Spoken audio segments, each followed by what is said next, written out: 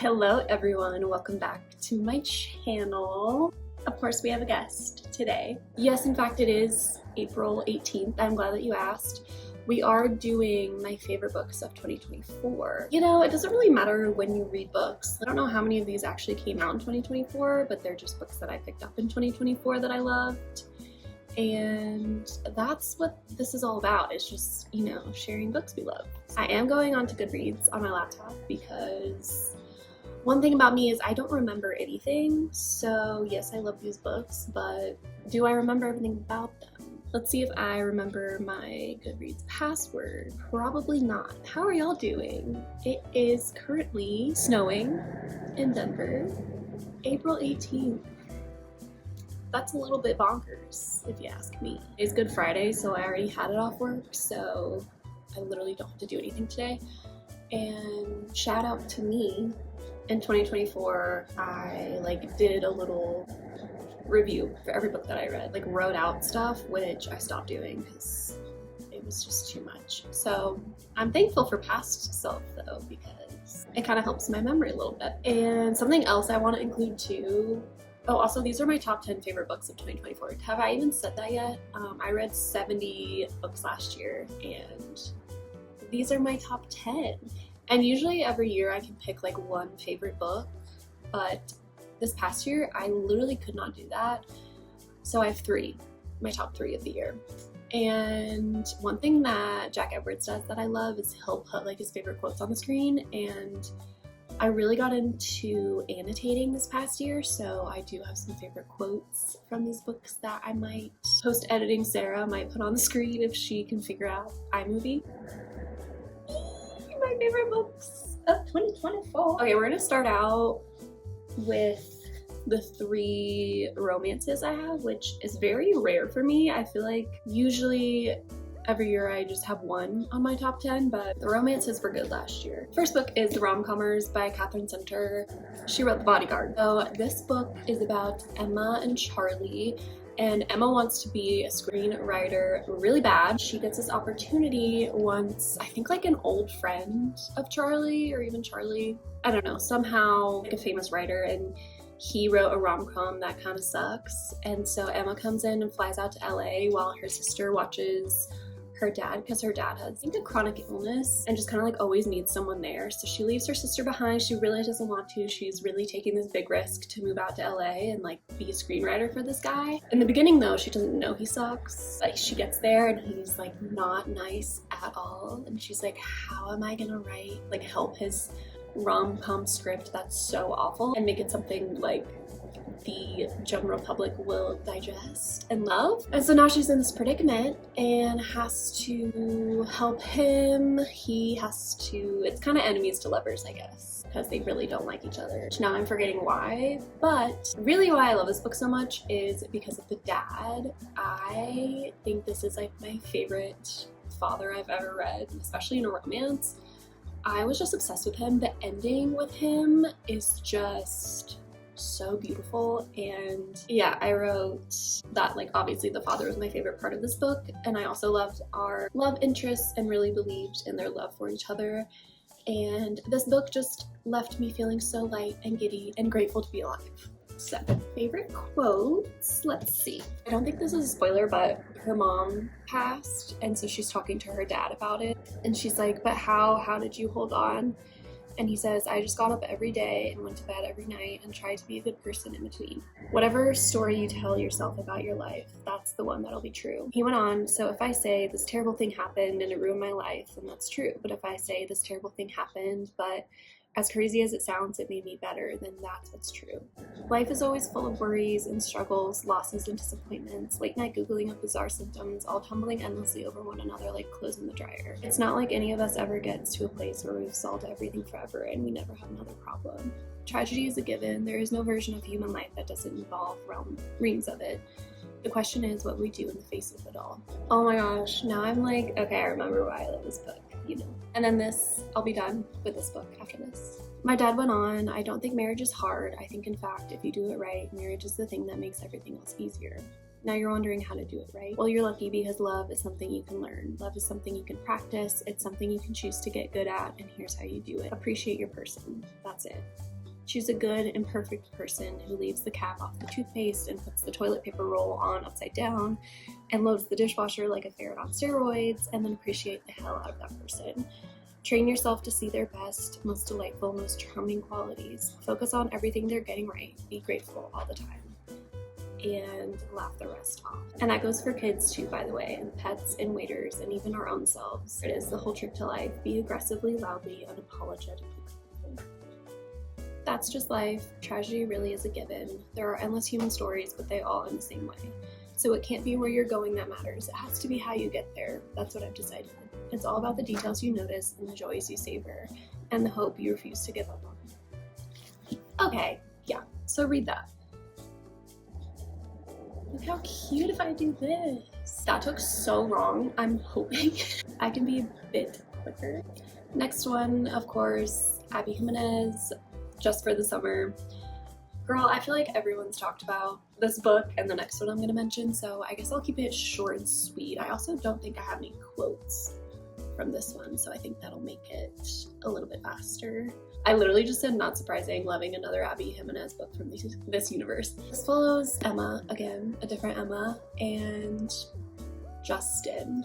And Emma is in this predicament where she'll get out of a relationship and then the next girl that her ex is dating, like, they get married. And it keeps happening, and she, I think, goes on Reddit or like sees another post on Reddit kind of saying the same thing, and Justin's like, that's literally me too. After every breakup, the girl goes on to find her husband, and so they kind of make a bet like, hey, if we date, then at least one of us gets their person in the end, you know, after they break up. So thus begins kind of fake dating, I guess, just for the summer. And we all know what probably happens, and I loved it. Emma has a like complicated relationship with her mom, and then Justin, same thing. Justin has to like become a guardian for his younger siblings, and so they both have like really complex backstories, which I feel like Abby Jimenez does so well. He's gonna get on the couch. He gets on the couch so slowly. Loved it. She just came out with a new book, which I will pick up for sure. I love all of her books. I feel like I'm never disappointed. So third one, no surprise. Funny Story by Emily Henry. I just actually reread this and I was like, oh yeah, that's why I'm obsessed with it. Daphne and Miles. So they're in a predicament where Daphne is with this guy named Peter and Miles is with this woman named Petra. And Petra and Peter have been like besties since they were young. But Daphne and Peter are engaged, and then like living together, and Miles and Petra are just boyfriend girlfriend living together, and Peter breaks up with Daphne to get together with Petra. And so now Miles and Daphne both find themselves in the same situation where they're like, where are we gonna live? Like, what's happening? They're both obviously heartbroken that their partners left them for the other partner. So Daphne has to move in with Miles. And in the beginning, it seems like Miles like does not have his shit together at all. He like works at a winery. He's kind of messy and like smokes weed. And Daphne is very like, I think she's pretty type A. But the town is just so cute. I love a second chance. Like, you know, losing someone you thought you were going to spend forever with, and then like life's not over when that ends. They might be in like their early 30s, which I also am just into because I'm almost there. It's like life doesn't end when you turn 30, and love always finds a way, and it's just so cute. So I really loved this one. Definitely my favorite Emily Henry, to be honest, which kind of surprised me. So those are my 3 romances I had. Then I'll just kind of go through random. So this is Notes on an Execution by Danya Kukafka. This was one I read back in January of 2024. So, I just remember this was so hard to put down, which is like something I rarely run into, I feel like. This book, I literally stayed up so late trying to finish because it's kind of crazy. When we pick up, we're following Ansel, and he is like 12 hours away from getting executed. He's like on death row because he's murdered a few people, I think. And so we're like counting down the hours to his death. But it's not really told by him. It's more so told by like different women in his life through like multiple POVs. So we have Lavender, who's his mother. I said whose story is probably my favorite. I don't remember it at all. And then we have Hazel, who's Ansel's wife's twin sister. And then Safi, the investigator on his case. I think what I liked about it was just how all of their stories were so woven in together, and is that the correct term? And like the main idea of nature versus nurture, that's crazy. And it really got me on like a spiral of like, what do I believe in? And like, do I believe in the death penalty? It just had me like questioning so many things. Just like, are some humans inherently bad and evil, or the way you grow up decide that for you? And this was good. I have 2 quotes. I have way more, but I have 2 quotes that I put on my Goodreads. We are created by what has happened to us, combined with who we choose to be. If I'm simply a series of choices, I'm glad they led me here. Lavender knew then that the world was a forgiving place, that every horror she had lived or caused could be balanced with such gutting kindness. It would be a tragedy, she thought, inhumane, if we were defined only by the things we left behind. This wasn't my favorite like for a good portion of the year, and then once I like had to kind of pick out my 10 favorites, I just kept thinking about this book and I had to add it. This is really good. I really recommend. Gorgeous.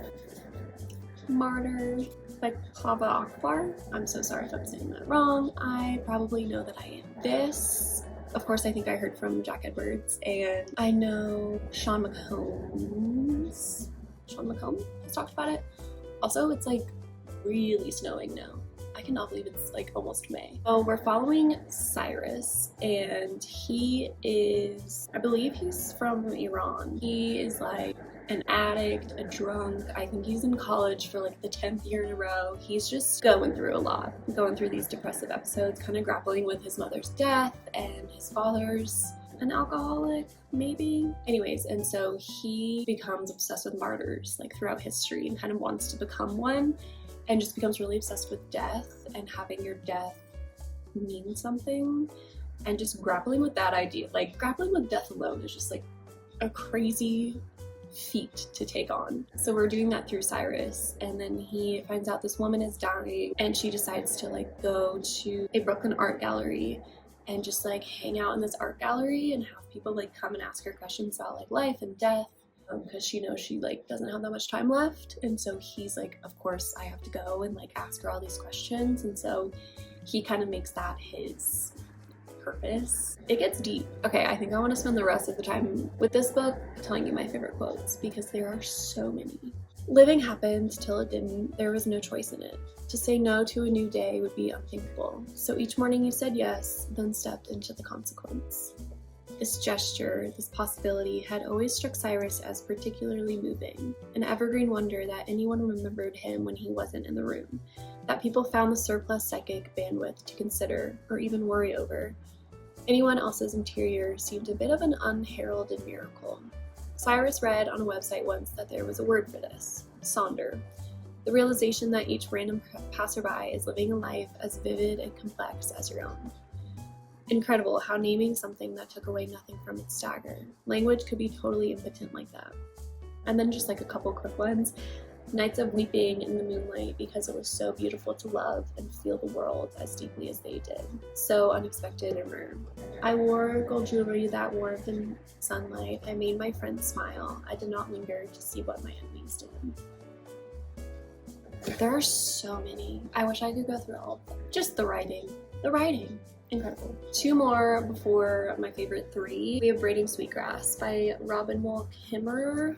Of course, I kind of knew that I was going to love this. It just seemed right up my alley, and I was correct. This is nonfiction. It's basically a collection of like short stories weaving together indigenous wisdom, scientific knowledge, and the teachings of plants. So I took this book kind of slow just because I kind of like to do that with kind of essay, short story type things, but each one is so beautiful. I wrote that I loved Witch Hazel, the 3 sisters, learning the grammar of intimacy, a black ash basket, and the sacred and the super fun. So basically that sounds like I loved all of them. If you love nature or the environment or like wildlife at all, you'll be obsessed with this. I think the three sisters like mean so much to me because I do have two older sisters. I'm the youngest of the three. And the way that she described the three sisters is insane. Basically them being corn, pumpkins, and squash? Beans. Corn, beans, and squash. The organic symmetry of forms belongs together. The placement of every leaf, the harmony of shapes speak their message. Respect one another, support one another, bring your gift to the world and receive the gifts of others, and there will be enough for all. You can tell they are sisters. One twines easily around the other in relaxed embrace, while the sweet baby sister lolls at their feet, close, but not too close.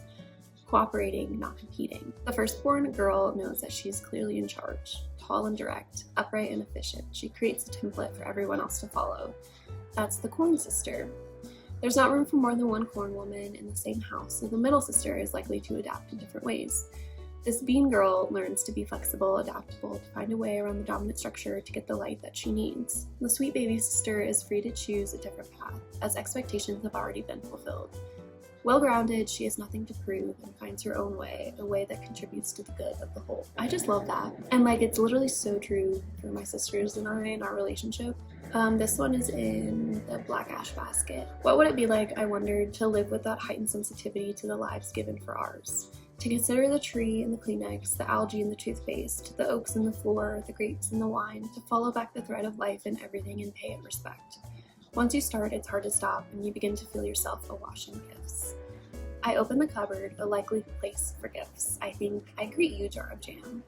You, glass, who once was sand upon the beach, washed back and forth and bathed in foam and seagull cries, but who are formed into a glass until you once again return to the sea. And you, berries, plump in your Juneness, now in my February pantry. And you, sugar, so far from your Caribbean home. Thanks for making the trip. In that awareness, looking over the objects on my desk, the basket, the candle, the paper, I delight in following their origins back to the ground. I twirl a pencil, a magic wand lathed from incense cedar to my fingers. The willow bark and the aspirin, even the metal of my lamp, ask me to consider its roots in the strata of the earth. But every once in a while, with a basket in hand or a peach or a pencil, there is the moment when the mind and spirit open to all the connections, to all the lives and our responsibility to use them well. Slow down. It's 30 years of a tree's life you've got in your hands there. Don't you owe it a few minutes to think about what you'll do with it? So that's Braiding Sweetgrass. I recommend like taking your time with this and just, it's like honestly kind of life-changing. So. And the last one before my three favorites, this is In Memoriam by Winn, and this is like kind of my only historical fiction. This is about World War I. We're following these two boys who start out as classmates, friends at this boarding school in England. It's definitely giving Saltburn vibes, like one is kind of obsessed with the other one, and also Song of Achilles, kind of. One of them goes off to war. They like pretend to be older than they are. They're like literally 15 or something insane and forge their papers to be enlisted to fight in World War I. And so the other boy is left still in this boarding school. Every day, they read the newspaper throughout the school and just see so many classmates that have died in the In Memoriam section. And so eventually the other boy enlists and tries to find this friend, this more than a friend, this soulmate type of person, and it's really devastating. Obviously I'm not gonna tell you what happens. It doesn't quite go how you think it's going to. Gaunt has been consumed by a private dilemma and infatuation with his best friend, the glamorous, charming Elwood, without a clue that Elwood is pining for him in return. Oh, Gaunt enlists first, so I'm completely wrong. So Gaunt goes first, but to his horror, Elwood rushes to join him at the front, and the rest of their classmates soon follow. And they kind of have, I mean, obviously because they're two boys in 1914, it's kind of this like forbidden thing. They get into like writing letters to each other, and they're just always looking at the In Memoriam section of the newspapers to make sure that the other one's not in there. So it's devastating. But in one of the letters early on is when Gaunt went away first and was writing to Elwood. What I meant to say is this: you'll write more poems, they are not lost, you are the poetry. because he wanted Elwood to like stay at school. But that was the only thing I have annotated, which is kind of shocking. It has different mediums, like it'll sometimes like have a newspaper clipping kind of thing in here with names. It just keeps it interesting, and the description of trench warfare in this book is absolutely horrendous. This is one of the most gory, intense, like difficult to read accounts of trench warfare I've ever read. Not that I've read a ton, and I just honestly haven't read a lot about like World War I, because obviously trench warfare was used way more back then than in World War II, and I mainly read like World War II historical fiction. Anyways, it's also just like a devastating love story. Young love, like pining, kind of forbidden love, while children are like signing up for war and dying, and it's like, what is the point of war? Yeah, just like some scenes of some fighting scenes I will never forget because they're really, really intense and horrible. So it's so beautiful. Come on. This one is Happy All the Time by Laurie Colwin. Yeah, written in 1978, and it's literally just following like two couples in England in their 20s. And just their everyday kind of lives, and we look at the friendships between the two men and the two women, and then the relationships between the two couples, and one is like kind of more well established, and then the other relationship is kind of just becoming a thing, and it's really just a slice of life kind of book. But the descriptions of love between the couples is just so beautiful. Yeah, I said my favorite books are ones where the plot is pretty tame. There's no real action or adventure or drama. It's just following the day-to-day lives of people existing. We follow two couples and how they navigate their jobs, relationships, friendships, and how much change happens in your 20s. It was just like relatable and funny, and you can just see yourself in these situations, and I found myself just like laughing out loud at how crazy life is. He dreamed brief, disconnected dreams and woke suddenly, unsure of where he was. The sight of Holly did not immediately locate him. She seemed so dreamlike and unapproachable. He spent a long time gazing at her and realized that he did not want to go to sleep. He did not want to miss a minute of her. Holly balanced his life and made it sweet, but she produced in Guido a violent longing, even when she was in the same room, as if he could never quite get enough of her. Just like simple, like after dinner they repaired to opposite ends of the couch, where with legs entwined under a plaid rug, they read in front of the fire. Life was sweet and rich. And then at the end, they're all kind of like at this dinner together. So, to friendship, said Vincent. They drink to that. Now what, said Guido. We have to drink to something else. Okay, said Misty. Let's drink to a truly wonderful life. They raised their glasses, and by the light of the candles, they drank to a truly wonderful life. Yeah, this one's pretty popular. This is Blue Sisters by Coco Mellors. Again, with the sister thing. There are 4 of them, and one does pass in the very beginning, which you know it's not a spoiler. And so the other 3 sisters are kind of grappling with her death, you know, kind of go through grief in their own way. Nikki is the one who unexpectedly passed. Okay, so the oldest is Avery, and she's the eldest and recovering heroin addict turned straight-laced lawyer. Okay, I do remember that. Bonnie, a former boxer who works as a bouncer in LA. Lucky is the youngest, and she models in Paris while trying to outrun her hard partying ways. A year later, as they navigate grief, addiction, and ambition, they find they must return to New York to stop the sale of the apartment they were raised in. They all kind of have to come home for this reason. In the past year, they've been dealing with grief however they can and haven't really kept in touch, and so now like these 3 worlds are like forced together. And I remember really taking my time reading this, which usually I don't. Like usually I kind of go through books quickly, but with this one I remember I wanted to pick it up and read it so bad, but I would like stop myself because I really didn't want to finish it. And like at the end I was like turning the pages so slow. I just like did not want to leave this. Yeah, I said it's such a human story, weaving together each sister's experience with grief and addiction and loss and relationships into a real reading experience. And I kind of related it to the way I felt about Yoke by Mary H.K. Choi. Kind of the same kind of feelings a little bit. I have 2 quotes. And then I'm done with this one, and then we have 1 more because I've been filming for 40 minutes, which is crazy. Oh my gosh, I think the book opens with this actually. It's literally the prologue. A sister is not a friend. Who can explain the urge to take a relationship as primal and complex as a sibling and reduce it to something as replaceable, as banal as a friend? Yet this status is used again and again to connote the highest intimacy. My mother is my best friend, my husband is my best friend. No, true sisterhood, the kind where you grew fingernails in the same womb, were pushed screaming through identical birth canals, is not the same as friendship. You don't choose each other, and there's no furtive period of getting to know the other. You're part of each other right from the start. Look at an umbilical cord, tough, sinuous, unlovely, yet essential, and compare it to a friendship bracelet of brightly woven thread. That is the difference between a sister and a friend.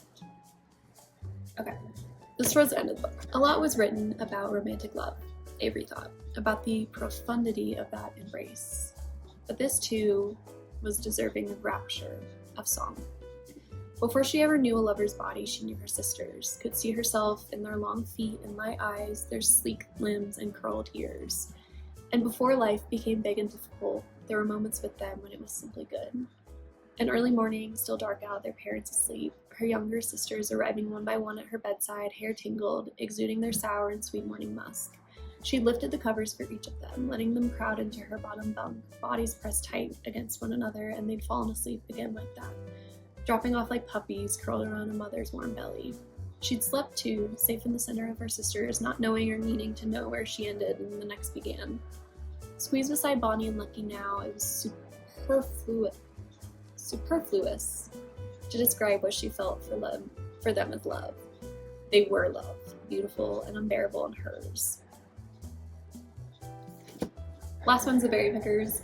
I actually read this twice last year. I listened to it the first time and then I loved it so much that I had to pick up the physical copy and read it again. Like, listen to this during a road trip and was literally sobbing on the road. I think I had to pull over. I couldn't see. So that was fun. Basically, we follow dual timelines between Joe and Norma. Joe is part of an indigenous tribe in Nova Scotia. I'll put it on the screen. I don't know how to pronounce it and I'm so sorry. Joe's part of this family, and growing up they would go to Maine every year to pick berries. And one summer their little sister goes missing, and we see each sibling and the parents kind of go through that grief on their own, kind of like Blue Sisters. And so that part's devastating, and we see Joe kind of hit the hardest because I think he was out with his sister that morning that she went missing. His life just like goes to shambles, and like following him through it was like devastating. Then you're also looking at this timeline of this girl Norma. Norma grows up always feeling like she didn't belong. She's a lot darker than like her white parents, and she's having these like reoccurring dreams and like thoughts of being someone else, like belonging somewhere else, having a different family, and can't quite understand that, you know. And she kind of goes through life not really liking her parents, and especially her and her mother have like the most complicated, insane relationship. So I said the book is so heartbreaking but so beautiful and touches on family, grief, belonging, tragedy, forgiveness. I truly didn't want it to end. I was smiling and laughing and crying, and I think it's so special when a book can pull all those emotions out of you. The last couple of chapters were so pure and good, and I wanted to transport myself into the pages so badly. They laughed a lot, this family of mine. Even when the conversation was serious, they laughed. It was so new to me, all this emotion just out in the open. In the middle of the field, in the place where I was from, with the people I'd somehow always loved but never knew, we lay on a blanket and watched the stars crawl across the sky. As much as other people couldn't understand it, I was content. Did I get lonely? Of course, but those bouts of loneliness passed quickly, and I could always find comfort in my own company. Alice told me this is a strength that many people don't have. The need for conformity and for the attention of others can lead to a life of misery.